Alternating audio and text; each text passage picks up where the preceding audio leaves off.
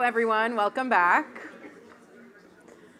Dear KADAR family members joining us online, distinguished award recipients and their families, governors, colleagues, students, and guests, we are gathered here to celebrate excellence in science and teaching at Tel Aviv University. Unfortunately, none of the KADAR family members were able to be here with us today in person, so I'd like to direct your attention to a greeting from Tau Governor Maya KADAR Kowalski on behalf of the Naomi Foundation and the KADAR family. Maya is an impact investor and philanthropist and a board member of the American Friends of Tel Aviv University, among other organizations. She was formerly the Chief Culture Officer and Executive Board Member of BrainPop before the company was acquired by the Lego Group. She is dedicated to reshaping education through philanthropy as a board member of the Naomi Foundation, where she works to empower educators to inspire and nurture the next generation of learners. Maya, like her siblings and parents, is a proud alumna of Tel Aviv University, where she graduated from the Film and TV Studies program. Please watch. Governors and esteemed guests, it is an honor to speak with you today about the KADAR Family Award for Outstanding Research. I extend my heartfelt gratitude to President Porat and Professor Dan Pe'er for their exacting eye to make sure the KADAR Family Award lives up to its name.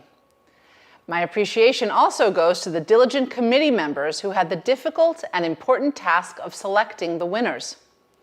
Thank you to Rava Elasari and her team for their efforts in creating the videos, and to Julie Lipsitz-Singer, Kelly Gunther, Barry Elias, and Donna Verona for being a dream team coordinating between the American Friends and the university. My family, including my father, Dr. Avram KADAR, my brother, Nadav KADAR, my sister, Einat KADAR Krecheli, and I established the Naomi Foundation in memory and in honor of my mother, Naomi Prower KADAR, Zichrona Lebracha. The Naomi Foundation is deeply rooted in her passion for education and scholarship. We are proud to partner with Tel Aviv University, a world leader in education, as we strive together to push forward innovation and pioneering advances in the sciences and the humanities. At Tel Aviv University, we support a number of programs, including the Naomi Prower KADAR International Yiddish Summer Program, scholarships for MD, PhD KADAR Fellows, and this award, which you are about to experience here, the KADAR Family Award. Now more than ever, we need the creativity and innovative spirit of Tel Aviv University's brightest minds. And today, we celebrate not only the remarkable achievements of the KADAR Award recipients, but also their unwavering dedication to excellence.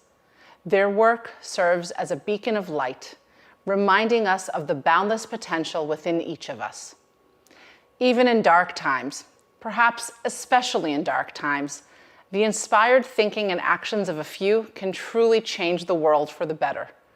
To the recipients, your accomplishments are a testament to your talent and perseverance. On behalf of my family and the Naomi Foundation, we extend our warmest congratulations to the 2024 awardees. May your continued success serve as a source of pride and inspiration to all. Thank you. Thank you, Maya, and the entire KADAR family. We hope to see you here at Tau soon. I'd now like to invite Professor Dan Pe'er, Vice President for Research and Chairman of the Award Committee, to say a few words.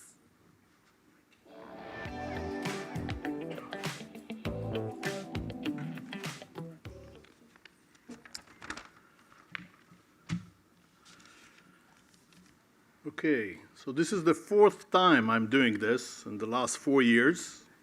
So with immense pride and pleasure, I attend this remarkable ceremony today celebrating the KADAR Family Award for Outstanding Research done at Tel Aviv University.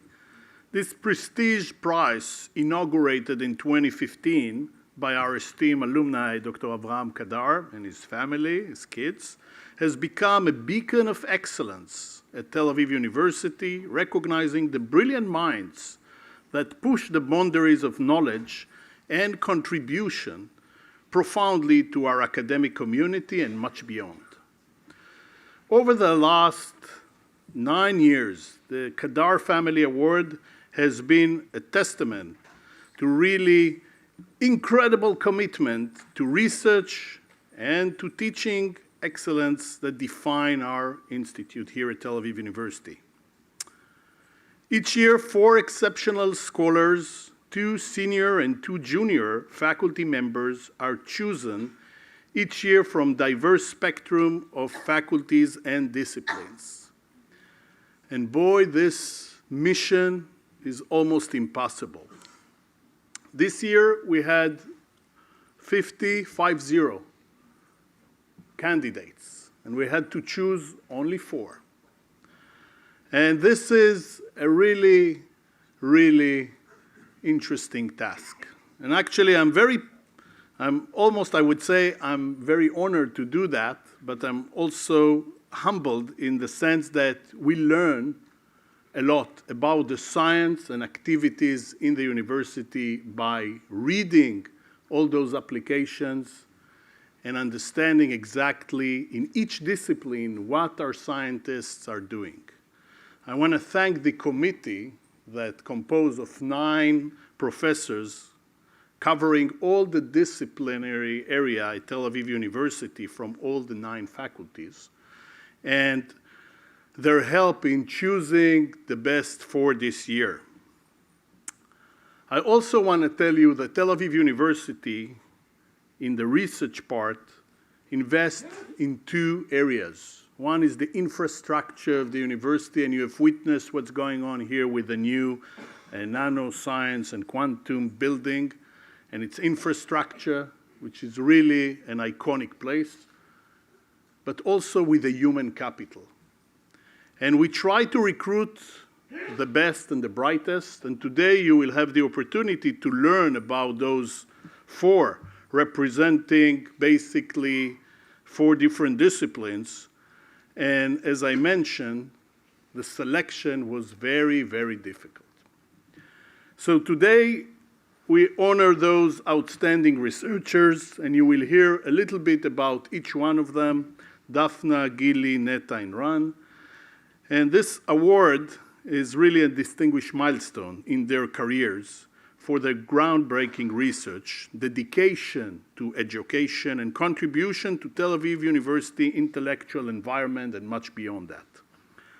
This year's awardees have demonstrated extraordinary skill, passion, and prevalence in their respected fields. Their research advances human knowledge and has the potential to transform lives and societies.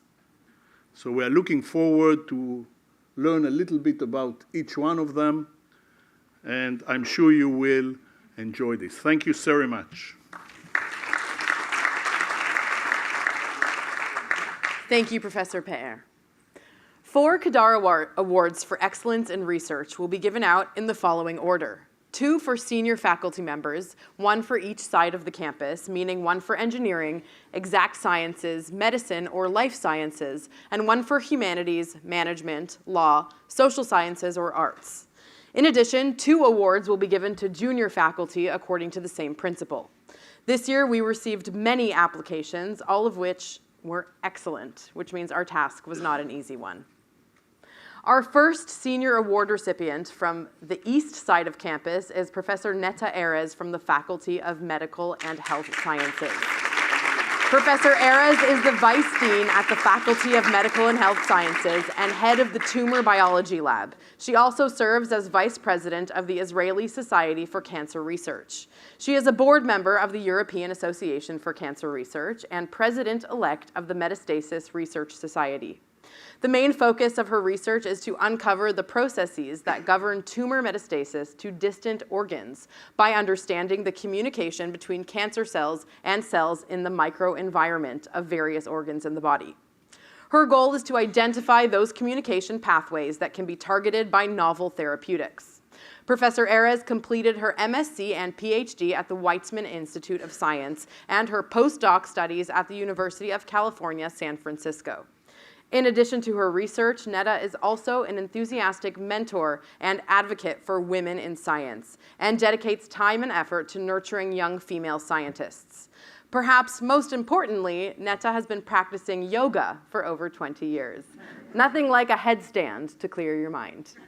And now I invite you to see Neta's video presentation. Enjoy.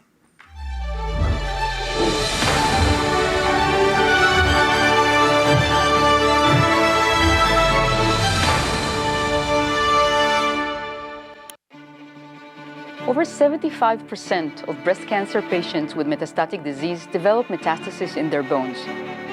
By the time these additional tumors are discoverable by CT or MRI, it's already too late to cure them. But what happens at the early stages of metastasis, and how can we prevent it? That's what we're determined to find out. We already know that tumors are more than just a collection of cancer cells. The area directly surrounding a tumor, called its microenvironment, is actually an ecosystem. It is made up of a variety of different cells from different systems and tissues in the body that are interacting with the cancer cells, including immune cells, cells of connective tissue, and blood vessels. This microenvironment plays a central role in all stages of cancer initiation, progression, and metastasis. What we don't yet know is exactly how changes in the microenvironment of distant organs enable cancer cells to grow. Understanding these early changes in the local microenvironment, making it hospitable for metastasizing breast cancer cells, is the focus of my research. In our most recent work, published in Cancer Discovery, we found novel targets for immunotherapy in the microenvironment of breast cancer that spreads to the bones. We found that when bone metastasis begins to develop, protective T cells are summoned from the immune system, but they fail to kill the cancer cells because the microenvironment surrounding these cells, including cells and proteins, inhibit their anti-tumor activity. We conducted tests on lab models using a combination therapy. One part blocked the proteins that inhibit the T cells, and the other part enhanced the T cells' cancer-killing ability. This combined therapy was able to impede bone metastasis and to improve survival. The potential significance of this work is immense, as it suggests a novel therapeutic approach to inhibit breast cancer metastasis to bone. In general, understanding how changes in the microenvironment pave the way for metastasis will enable discovery of new and improved drugs. We hope that the knowledge from our studies will enable the development of novel therapeutic approaches that transform cancer from a terminal into a manageable disease and save many lives.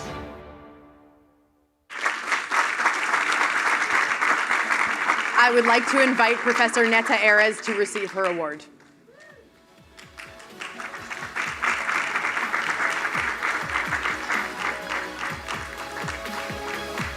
And Professor Pear to present the award, of course. Congratulations.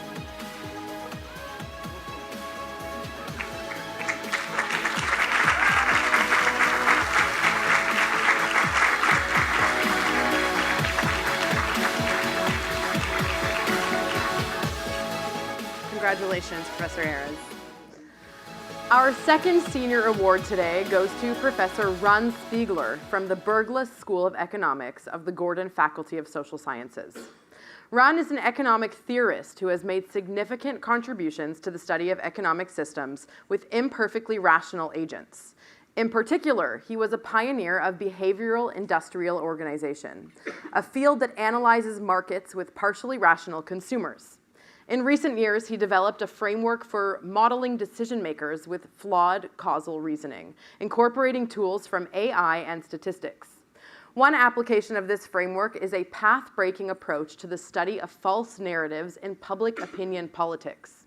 Ron occasionally accompanies his professional work with satirical videos, a movie trailer for one of his papers, a fitness video for another, and a charity video for his new book. Now let's watch his presentation.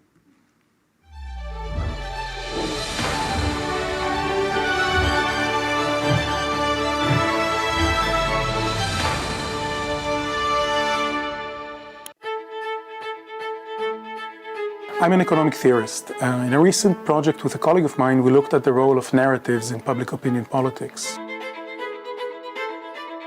For us, a narrative is simply an account of what causes outcomes. For example, there is much talk of conflicting narratives about the causes of recent inflation.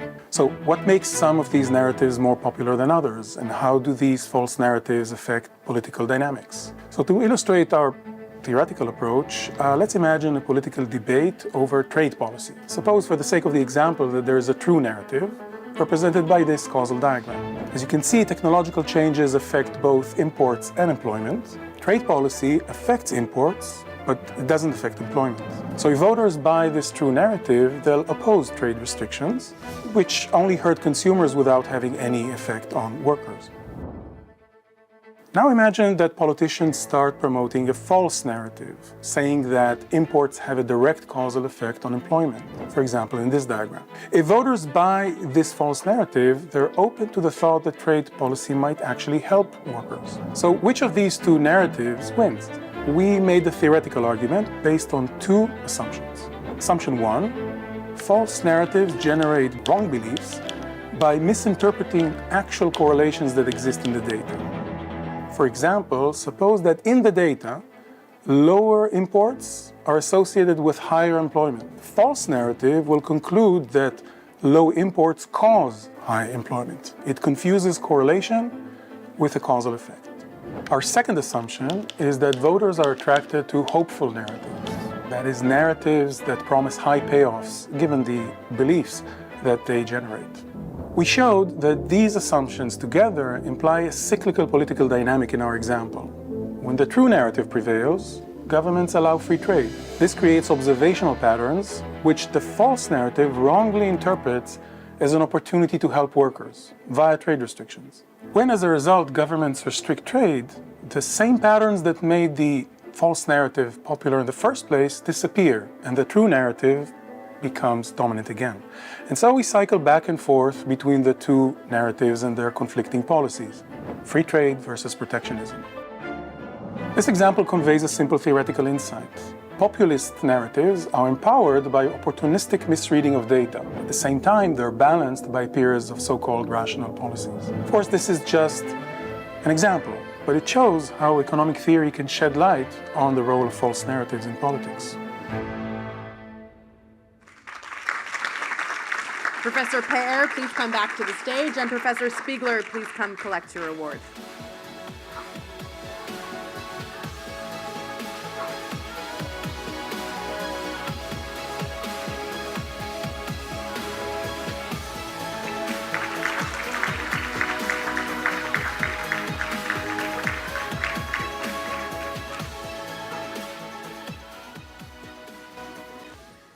And now for our junior faculty members. Professor Gili Bisker is an associate professor at the Department of Biomedical Engineering at Tel Aviv University. She is the director of the Marion Gertner Institute for Medical Nanosystems and a faculty scholar of the Zuckerman STEM Leadership Program. Before joining Tau in 2019, Gili completed her undergraduate studies in math and physics, a master's in physics, and a PhD in nanoscience and nanotechnology, all at the Technion. She continued to pursue her postdoc studies at MIT, first at the Chemical Engineering Department and then at the Physics Department. Gili's research encompasses a broad spectrum of areas ranging from the development of optical nanoprobes for the detection of disease biomarkers and monitoring enzymatic activity, to the enhancement of nanomaterial properties for applications in biomedical sensing and imaging. She has published over 60 papers, given 60 invited talks at international conferences, and holds 3 patents.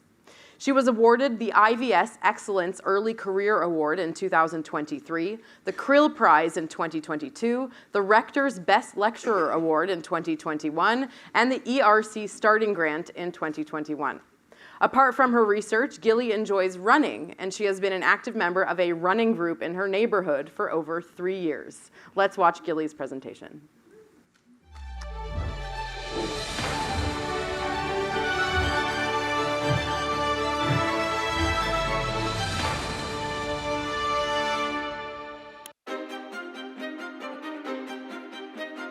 Our body is packed with biomolecules, life's building blocks that perform important functions and carry crucial information. For example, molecules signal that a disease is developing, enzymes speed up chemical reactions, and hormones regulate metabolism. Today, detecting these biomolecules requires a lengthy, expensive lab process because there are so many kinds, in small concentrations, all mixed together. But what if we could speed up and simplify this process by engineering sensors that mimic how biomolecules interact with one another in our body? That's what we're doing in our lab. We're developing optical nanosensors to detect important biomolecules. How does our nanosensor work? We take fluorescent, spaghetti-like nanoparticles, namely carbon nanotubes. They are 100,000 times narrower than a human hair. We choose nanotubes because they offer great detection power at this tiny scale, thanks to their ability to emit near-infrared fluorescent light. We then select a coating for the nanotubes to make them responsive to a specific target biomolecule. When nanotubes and targets interact, if the biomolecule we're looking for is present, or the target enzyme is active, the nanotube gets brighter or dimmer, and the biomolecule is detected. Let's demonstrate. Acetylcholine is a neurotransmitter that sends signals from our brain to our muscles, ordering them to contract. Once the message reaches the muscle, though, acetylcholine must be quickly cleaved to avoid overstimulation. This cleaving is done by an enzyme, acetylcholine esterase. This enzyme's role is crucial. When its activity is compromised, the resulting acetylcholine buildup can lead to reduced heart rate, paralysis, and even death. This is the principle upon which chemical weapons and certain pesticides work. In our lab, we created a technique for identifying both the enzyme and its inhibitor by coating a nanotube with a molecule that mimics acetylcholine. In other words, we can now quickly discover if a substance is there or not, active or not, through changes in the nanotube's fluorescence.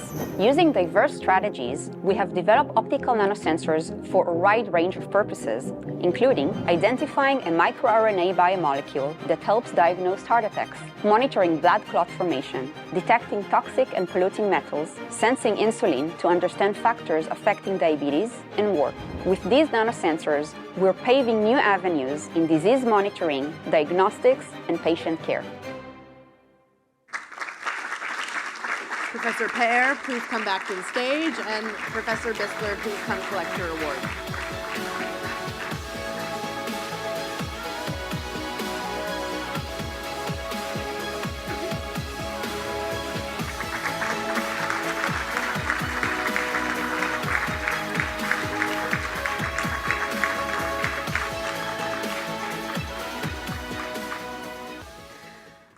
Our next award will go to Professor Dafna Langgut.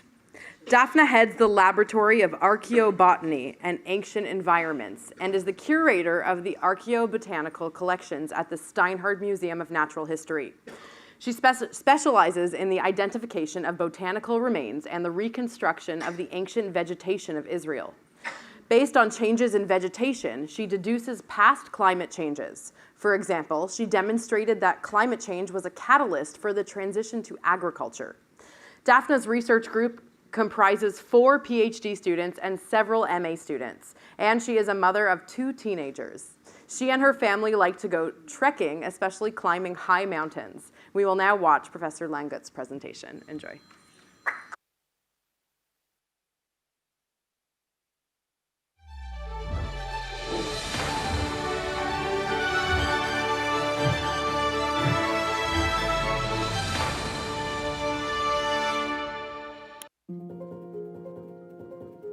Did you know that pollen is not only part of the plant fertilization process, but also the most durable organic substance in nature? Pollen can be preserved for thousands of years as a fossil and can provide us with fascinating information about past vegetation. As an archaeobotanist, I study ancient fossilized pollen. I usually extract it from the bottom of lakes. This is how I recently solved a research enigma. It was not known where and when olives were first domesticated. Locations such as Spain and Greece were suggested. While studying the vegetation in Israel over the past 10,000 years, I collected mud that accumulated at the bottom of the Sea of Galilee, Dead Sea, and ancient Hula Lake. As I analyzed the mud, I was very surprised to notice that there was a dramatic increase in the amount of olive pollen in the 7,000 years old mud versus earlier periods. I analyzed additional archaeobotanical remains like olive wood dated to the same period and showed that olive orchards were common in the region where modern Israel lies today.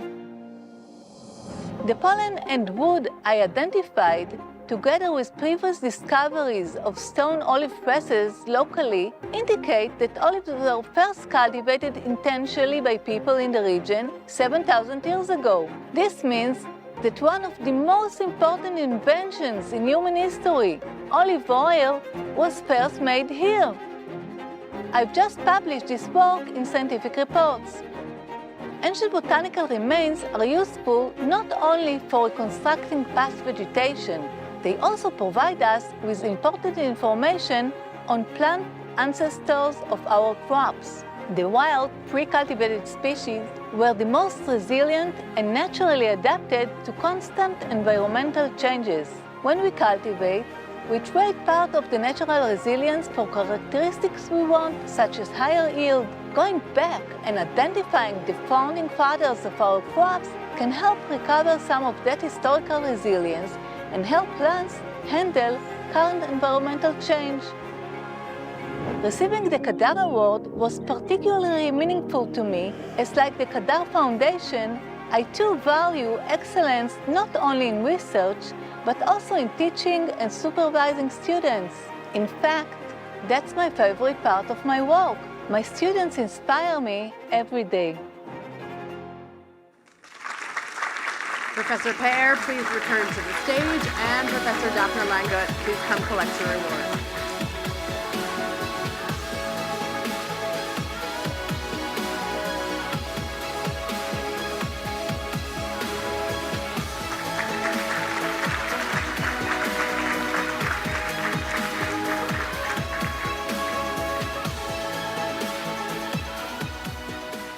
I now invite Professor Neta Erez to the podium to speak on behalf of this year's amazing recipients.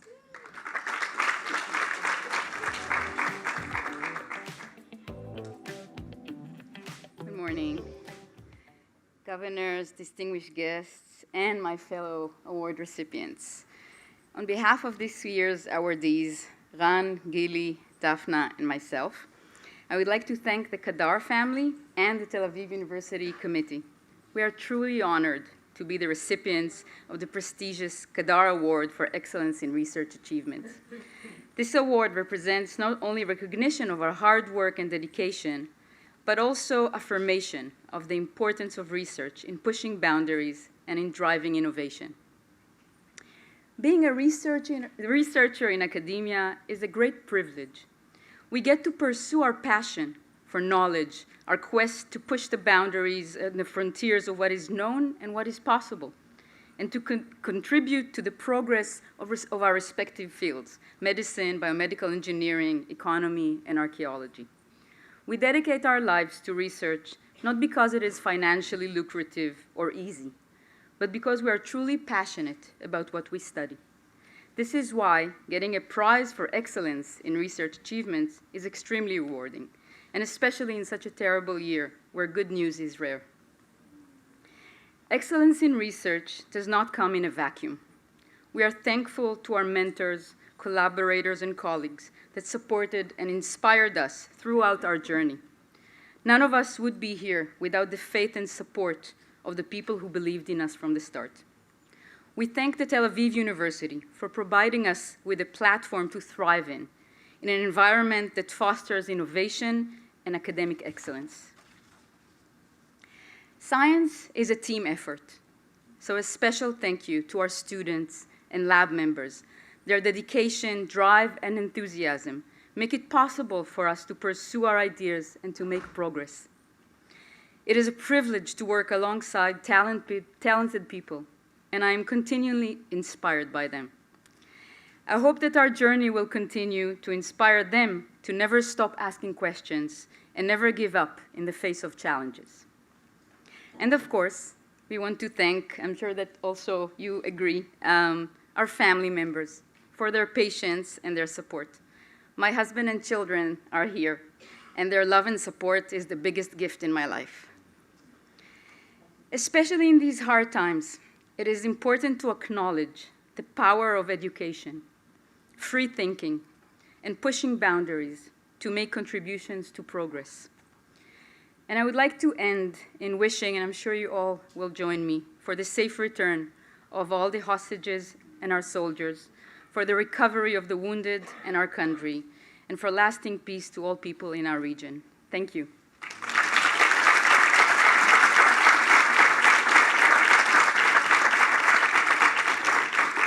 Thank you so much, Professor Erez. I want to thank all of you for attending today, and again to express our gratitude to the KADAR family for their longstanding support and their extraordinary vision in establishing this prestigious award.